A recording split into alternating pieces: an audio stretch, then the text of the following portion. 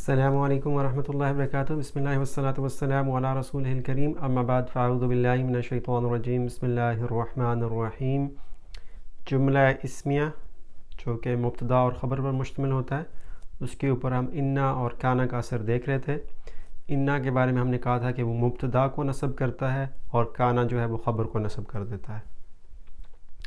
انا کا استعمال قرآن پاک میں بہت زیادہ ہوا ہے، تقریباً 1600-1700 سے زیادہ مرتبہ استعمال ہوا ہے، اور انا ہر طرح کے اسم کے ساتھ استعمال ہوتا ہے۔ بعض اوقات یہ اسم علم کے ساتھ استعمال ہوتا ہے، جیسے کوئی نام ہے، اللہ تعالیٰ کا نام ہے یا کسی اور کسی شخص کا نام ہے۔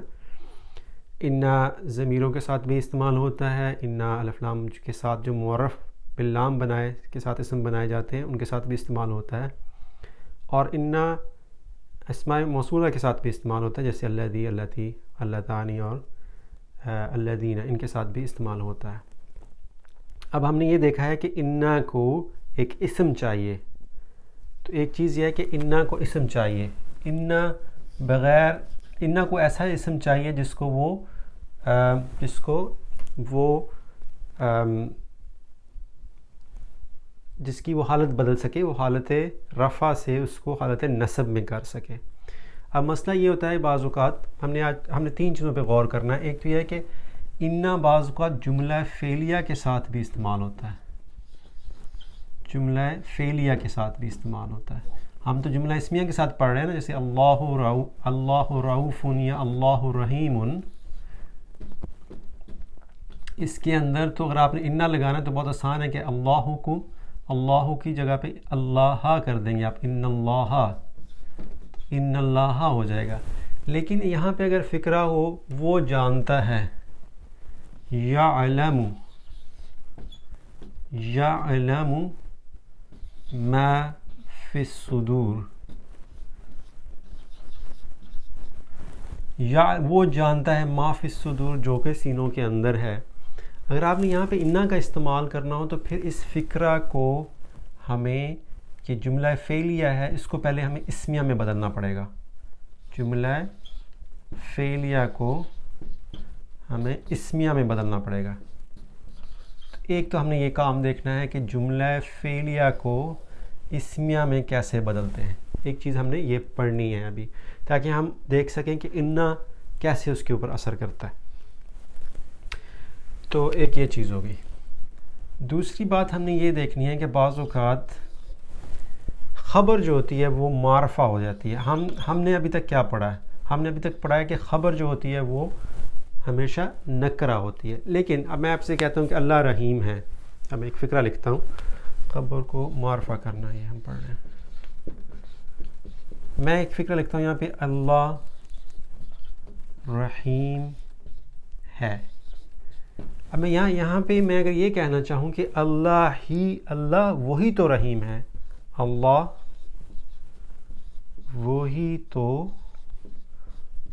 رحیم ہے، تو میں نے کیا کیا ہے، میں نے وہی تو اس کے اندر ایک زیادہ چیز لگائی ہے، وہی تو۔ اس سے کیا فرق پڑا ہے جملے کے اندر؟ آپ سننے سے ہی پتہ چلتا ہے کیا فرق پڑا ہے، کہ اس میں حصر کا مفہوم پیدا ہو گیا ہے، یعنی جو رحمت کی اللہ تعالیٰ کی جو خاصیت ہے وہ صرف اور صرف اللہ تعالیٰ کے ساتھ مخصوص ہو گئی ہے، یعنی اللہ تعالیٰ کی ذات ہی ایسی ہے جو کہ رحیم ہے، اور اس کے علاوہ کوئی نہیں ہے۔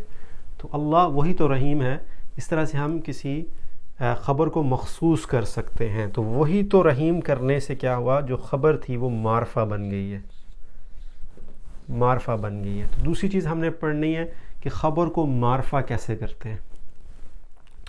ایک اور چیز جو ہے، آپ نے یہ اسماء موصولہ پڑھے ہیں، الذی، اللذانی، الذین، اللتی، اللتانی، اللاتی، یہ اسماء موصولہ کے بعد میں جو آنے والا حصہ ہے اس کو اس کا صلہ کہتے ہیں۔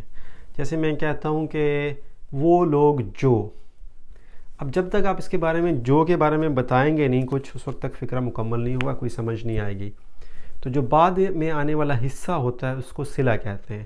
الذین کفروا، الذین کفروا، جن لوگوں نے، وہ لوگ جنہوں نے کفر کیا۔ یہ تھوڑی سی کوئی بات سمجھ میں آ گئی۔ الذین کفروا، الذین آمنوا، الذین یؤمنون، الذین ینفقون۔ تو الذین کے بعد کچھ نہ کچھ ایسی چیز آتی ہے جو کہ اس کو اس کی بات الذین کے بارے میں بتاتی ہے، اس کو ہم اس کا صلہ کہتے ہیں۔ صلہ بعض اوقات صرف ایک اور اسم بھی ہو سکتا ہے، صلہ بعض اوقات ایک اور فعل بھی ہو سکتا ہے، اور صلہ بعض اوقات ایک بہت لمبا جملہ بھی ہو سکتا ہے۔ تو تیسری چیز ہم نے یہ پڑھنی ہے کہ الذی کے ساتھ جو اسماء موصولہ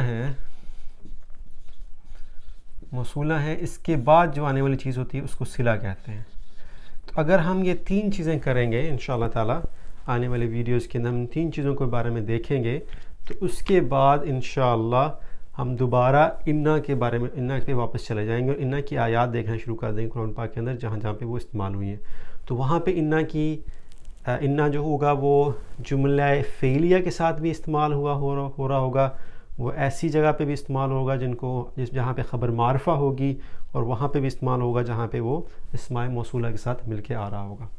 تو جزاکم اللہ خیر، السلام علیکم ورحمۃ اللہ وبرکاتہ۔